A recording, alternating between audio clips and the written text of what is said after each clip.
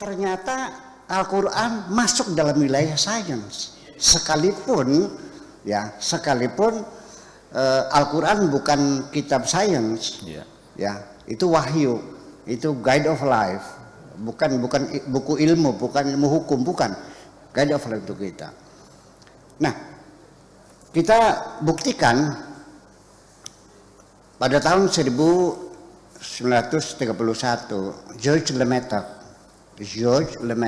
itu tahun 31 dia mengumumkan bahwa dengan teori tersebut sudah terlihat the Big Bang, ya, asal terjadinya alam semesta, di mana awalnya alam ini adalah dari satu materi yang sangat padat, yang sangat panas. Jadi ya mungkinlah alam semesta ini ya sebesar korek inilah, kira-kira 5 cm tingginya. Dia terjadi Big Bang, dan Big Bang itu bukan berarti meledak berhamburan ya, tapi dia terus mengembang. Nah, sampai terjadi sekarang. Nah, sekarang baru menjadi layak dihuni ini kan setelah 14 miliar tahun atau 13,7 miliar tahun lamanya. 13,7 miliar tahun baru mendingin dan baru layak. Lalu diawali dengan kehidupan makhluk-makhluk air dulu. Kemudian amfibi, ya kalau bahasa Arabnya al-barmaiyah, ya. Nah, kemudian baru binatang darat yang sempurna itu onta. Ya. Tetapi kemudian dengan berjalannya waktu ini nanti diamati melalui pengamatan latar belakang gelombang, ya, radiasi elektromagnetik kosmis itu. Artinya bahwa benda yang ini kita melihat, mengamati, ada yang menjauh, ada yang mendekat. Ini cara untuk benda itu, bintang itu mendekat atau menjauh dengan kita, itu bisa kita amati dengan cara kita pakai reflektor saja. Ketika cahayanya itu biru, itu berarti mendekat. Kalau cahayanya merah, itu berarti menjauh. Tetapi alam semesta antara galaksi ini semuanya mengembang semakin menjauh. The extending universe semakin mengembang, semakin mengembang. Nanti di penghujungnya itu akan mengisut lagi. Nah, ini adalah temuan terakhir, dan sampai sekarang teori alam semesta Big Bang yang paling layak dan paling diterima, karena sampai sekarang semua pertanyaan masih bisa dijawab argumentasinya. Teori yang dulu sudah berguguran, teori bintang kembar, teori nebular gitu, itu sudah nggak mampu menjawab. Tinggal sekarang masih bertahan teori Big Bang ini. Nah, itu ceritanya di dalam Al-Quran ada informasi seperti ini. Itu di surat Al-Anbiya ayat 30. Bunyinya, awalam yaral ladzina kafaru anas samawati wal arda kanata ratqa. Bahwa langit bumi ini, alam ini asalnya kana ratqa, merupakan benda padat yang sangat panas sekali. Fafataknahuma, kami pecahkan. Itu asalnya seperti itu. Ini berarti masuk dalam wilayah sains kan masalahnya. Waja'alna minal ma'i kulla syai'in hayy, kemudian kami jadikan semua yang terjadi adalah dari air. Tentunya air sini bukan air H2O ya, tapi gas alam ya, helium dan sebagainya. Itu juga akan membentuk, termasuk juga gelombang elektromagnetik, cahaya dan sebagainya. Afala taqilun, itu satu. Kemudian ketika di akhir zaman nanti alam ini akan mengisut kembali menjadi titik satu, berusaha pada titik tertentu. Ini juga di surat Al-Anbiya ayat 104 dikatakan yauma natwis sama'a katayyis sijil lil kutubi kama bada'na awwala khalqin nu'iduhu wa'dan 'alaina inna kunna fa'ilin. Nanti pada satu hari di penghujung alam ini akan kami lipat langit ini seperti melipat buku. Jadi ini buku terjadinya dibuka terus mengembang, standing universe melepas. Nanti di penghujungnya ini ditutup lagi menjadi menyatu lagi, lalu nanti akan ada Big Bang berikutnya mengembang lagi, habis sekian miliar tahun menutup lagi, sehingga jadi pertanyaan nanti berikutnya, Nabi Adam yang kita baca ini Nabi Adam episode yang keberapa? Itu persoalannya. Ya, itu adalah beberapa ini. Kemudian di dalam Islam, dalam sejarah Islam menunjukkan bahwa Islam telah memajukan sains pengetahuan. Tetapi di dalam peradaban Islam sendiri terjadi pergulatan antara keilmuan dan keagamaan. Nah, ini yang menjadi persoalan. Saya ingin memaparkan beberapa peristiwa. Jadi dikiranya kita kaum intelektual itu mendapat penghargaan tadi kan kelas-kelas masyarakat mendapatkan keilmuan. Ternyata tidak, Mas Damar. Ya, bahwa orang-orang yang punya ilmu banyak kan menderita kok dalam sejarahnya ini. Ya, Tesla saja matinya kan nggak jelas. Iya kan? Dan sebagainya. Jadi tidak semuanya itu menunjukkan kehidupan yang mewah, dihormati orang dan sebagainya.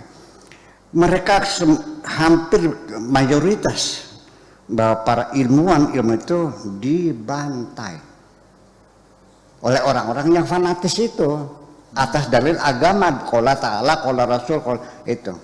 Satu seperti Abu Bakar Ar-Razi, mungkin pernah dengar. Itu dituduh dia tersesat, mengikuti ajaran tersesat. Dia adalah seorang dokter, seorang filosof juga, ya. Matinya juga dibantai. Yang kedua, ini Al-Farabi, yaitu para ulama pada zamannya itu sepakat untuk menetapkan Al-Farabi adalah kafir dan zindiq. Ya, dibantai juga. Kemudian ketiga Ibnu Haytham,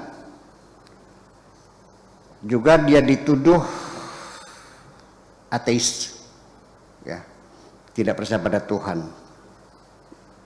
yang keluar dari Islam, dibantai juga. Ibnu Rusdi itu seorang faqih, ya, juga seorang tabib, dokter, dan juga seorang saintis, juga seorang ahli matematika, seorang filosof, dituduh ateis. Ya, kemudian dia dibuang ke Maghrib al-Arabi dan kitab-kitabnya dibakar semuanya itu. Termasuk yang menyerang Ibnu Rusdi adalah Imam Al-Ghazali. Ya, dia musuh kebuyutan. Ya, dengan kitabnya Tahafutul Falasifah semacam itu. Nah, ini ada satu cerita.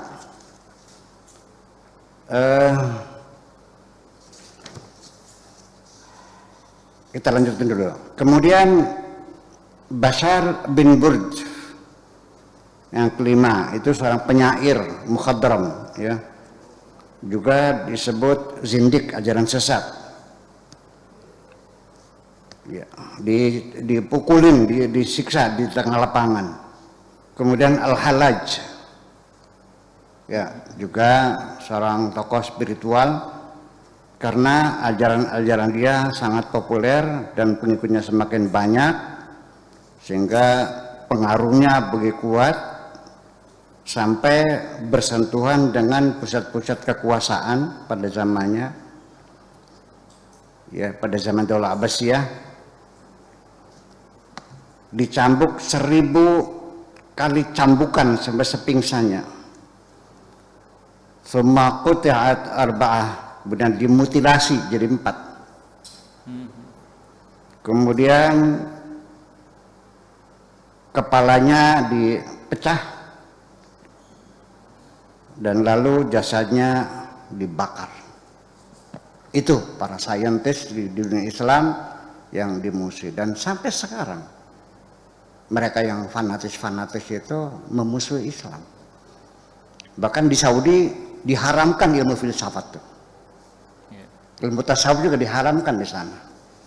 Jadi kita yang mana kita, di sisi mana kita melihatnya agama dan sains perlu dikawinkan sama-sama. Kita punya problem sendiri sesungguhnya, kita bicarakan bersama-sama.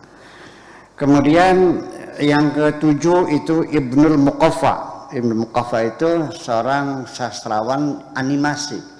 Jadi dia bikin cerita-cerita pakai binatang-binatang, kalau orang cerdik pandai kancil, kalau raja macan gitu. Ini rajanya tersinggung. Dikritis itu. Karena itu memang cara mengkritis secara halus kan pakai animasi. Tidak menyebut nama, menjaga etik padahal mah. Kitabnya namanya Kalila wa Dimna. Dia dibunuh, ya, disalib dulu, dibunuh, wa taqti' jasadihi, kemudian dimutilasi juga, kemudian dipanggang di atas api, ya, di depan para penggemar-penggemarnya, para apa yang mengidolakannya itu. Kemudian Lisanuddin bin Al-Khatib, penyair juga, penulis juga, sejarawan juga, filosof juga, dokter juga dari Andalus, ya. Dia menemukan tentang taun, ya, iktasafa anna taun yantaqilu bil adwa, bahwa epidemi itu menjalar menyebar. Itu pendapat dia. Ini tidak terima rajanya, kutila fi zanzanati, dibunuh di dalam selnya itu, ya. Jadi artinya yang kesembilan Ibnu Khatib juga dibunuh karena dia meyakini akan penemuannya tentang hadis Nabawi yang tentang masalah taun tadi itu.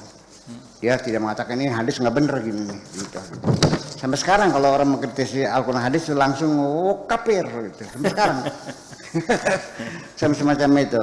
Kemudian Al-Kindi, ini mungkin pernah dengar semua ya, Al-Kindi, Al-Farabi semacam itu. Itu ahli astronomi, filosof, alkimia,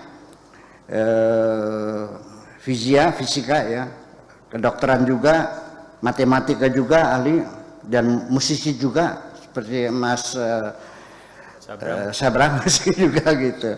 Apa ada hubungannya musisi dengan sainsnya? Ini rupanya banyaknya. Saya tidak bisa musik, tapi saya menggemari penggemar ya, saya penikmat sih termasuknya. Ya, juga ilmu nafas, ilmu psikologi juga, psikiater juga. Khalifah Al-Mutawakkil Billah itu memerintahkan dia untuk dicambuk dan semua kitab-kitabnya dirampas, dibakar. Nah, dan lain sebagainya. Ini kalau semacam ini ilmu pengetahuan. Para sarjana, para ulama yang sekarang didengung mereka sekarang nih, mereka nggak tahu, mereka dibantai semuanya kok. Jadi ada anggapan oleh, makanya kembali saya kira bukan membedakan agama dengan sains dalam Islam, tapi ini mestinya harus meningkatkan kecerdasan umat Islamnya. Sekarang lebih penting saya kira itu masalahnya.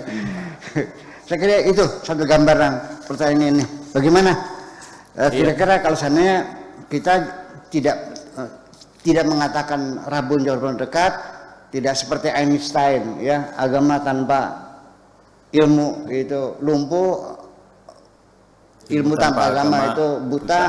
Yang kira-kira kita rumusan Islam ini mestinya ini patologinya beda ini masalahnya nih. Oke, makasih. Gimana tanggapannya? Gimana Mas Nuh tentang ini? Itu sengaja saya buat kalimatnya seperti itu memang untuk memprovokasi, Bu ya. Saya memang pengen provokasi itu, memang seperti itu. Karena harapan saya begini, kalau kamu mau membuktikan agama tidak rabun jauh, buktikan beneran dengan ilmumu, dengan pengetahuanmu, belajar, tingkatkan pencapaianmu di situ. Saya juga menemukan luar biasa banyak di Quran. teori fusi, visi bisa apa? Saya ketemu juga di Quran. Kalau yang paling eksplisit bisa lihat Al-Hadid. Kalau Anda menghitung Al-Fatihah sebagai kunci 0 dan kemudian ayat pertamanya adalah Al-Baqarah, Al-Hadid itu menjadi 56. Jumlah nukleus dalam besi itu 56 persis. Di dalam Quran itu luar biasa banyaknya. Saya juga memahami itu. Tapi saya tidak suka dengan klaim bahwa yang menemukan dunia sains, terus dunia Islam tinggal nyomot, ini kan bener kan?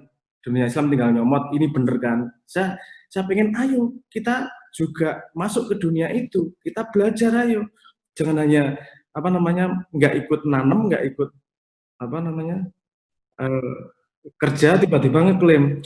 Ini ada salah satu kalimat yang terkenal dari statement dari Neil deGrasse Tyson, salah satu ahli fisikawan dunia juga. Dia sangat sedih dengan keadaan sekarang karena kalimat dia itu gini, sains modern itu lahir dari dunia Islam. Sains modern itu tidak bisa dibantah bahwa itu lahir dari dunia Islam. Seandainya semua umat Islam ikut serta dalam pencarian sains, betapa sudah majunya bumi ini. Itu dia ngomongnya seperti itu.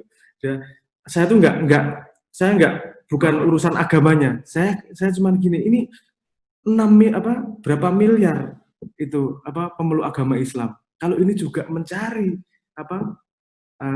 berkecimpung dalam sains juga, perkembangan dunia akan luar biasa karena dunia sains sendiri juga lahir dari rahim Islam. Dia ngomongnya begitu. Itu dan saya segaris merasa dengan itu. Kenapa harus ditabrakkan sih sains sama agama? Orang kalau kamu pengen nyari Tuhan, salah satu metode paling mudahnya adalah meneliti apa yang diciptakannya, mengenal apa yang diciptakannya, kenali benar-benar, itu salah satu metodologi juga yang bisa digali. Nah, kalimat itu saya sendiri tidak mengeluarkan dari dalam hati, Bu ya. Saya memang niat provokasi itu. Sudah banyak yang ngomong sama saya, siapa yang kamu sebut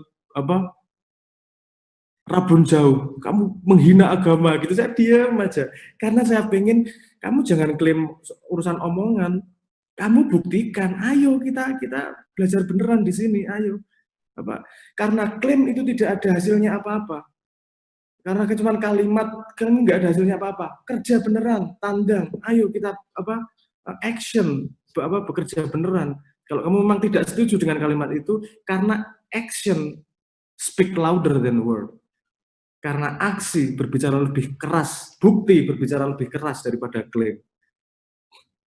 Dan semua yang dikatakan Buya, saya setuju 100% Buya. Saya juga menemukan luar biasa banyaknya di Quran. Tapi saya cuma pengen provokasi nih sama teman-teman Islam. Ayo buktikan bahwa Islam memang benar-benar maju di situ. Jangan cuma nyomot-nyomot aja. Tapi nanti saya sambung dikit, memang fakta di lapangan betul umat Islam itu masih belum bisa menerima sains. Baru-baru ini saya melihat di video di Saudi Arabia, seorang ulama besar, mubaligh besar lah, kalau di sini ya sekelas Zainuddin MZ lah, begitulah kira-kira. Dia mengatakan begini, ada syai' mustahil, al-ardu tadur mustahil wa kayfa nadur law anna sahih yadur natla fawq ta'ira wa naqifu huna shwaya summa nabit nasil ila sin. Tidak masuk akal, masa bumi ini berputar. Silakan nanti saya syarah ya, tapi bahasa Arab ya. Nah itu ya sudah, sana kapal pakai helikopter, nanti mandek di Mega 1 jam, kemudian begitu turun sudah sampai Cina katanya. Ya ini kan dikiranya bumi bulat itu asal kita. Nah ini kita makanya kita kembali sedikit relativitas umum ya, Einstein. Kita ketika di di luar kereta api, kita di atas pohon, ya kan? Kita lempar lokomotifnya nih. kenanya gerbong pertama kan, karena kitanya diam, keretanya berjalan. Tetapi ketika orang itu ada dalam kereta api, pengamatan dia dengan matanya, saya melihat sendiri tiang listrik berkejar-kejaran, tidak salah. Dia bersumpah, saya melihat, betul. Baru dia tersadar ketika dia turun dari kereta, oh yang jalan keretanya. Kita juga sama, beranggapan bahwa kita ini artinya stagnan, artinya menetap di bumi ini. Seperti begitu. Jadi artinya bahwa dikiranya bahwa bumi itu bulat itu, kita naik nanti nyampe sampai Cina, katanya, bayangkan gitu. Padahal di dalam Al-Quran sendiri dikatakan wa qul siru fil ardi. Silakan menyebarlah fil ardi, kan di bumi. Kita ini di atas bumi atau di dalam bumi? Di dalam bumi. Ya, kita ini masih di dalam bumi. Termasuk atmosfer yang ada di atasnya itu masuk wilayah bumi dan semuanya bergerak bersama.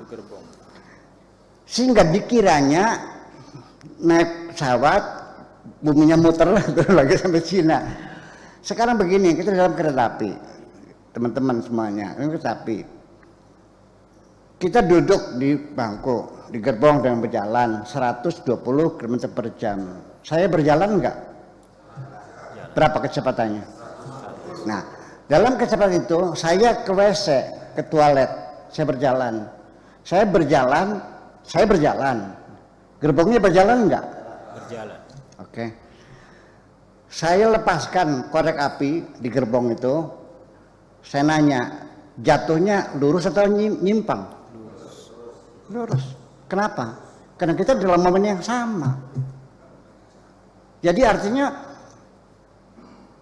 selagi itu dalam atmosfer bumi ini, pesawat terbang Concorde sekalipun yang supersonik, ya dia tetap berjalan, tetapi dia berputar bersama bumi ini. Dalam atmosfernya. Nah itu nggak paham mereka. Jadi mau diapain gini macam ini. Nah itu karena sampai sekarang masih banyak orang meyakini bumi itu datar, karena firman Tuhan wa ja'alnal arda firasya. Mereka tidak baca surat Yasin, kulun fi falakin yasbahun, la syamsi yanbaghi laha an tudrikal qamara wa la lailu sabiqun nahar, kulun fi falakin yasbahun. Jadi artinya itu, ini mungkin yang menyebabkan bahwa Islam dan pengetahuan perlu dikawinkan sama itu, ya mungkin karena banyak orang menafsirkan Qurannya yang salah, sehingga dianggapnya Islam itu mitos. Jangan salahkan Al-Quran, jangan salahkan Tuhan. Katakan yang bodoh penafsirnya. Kita cukup. Terima kasih.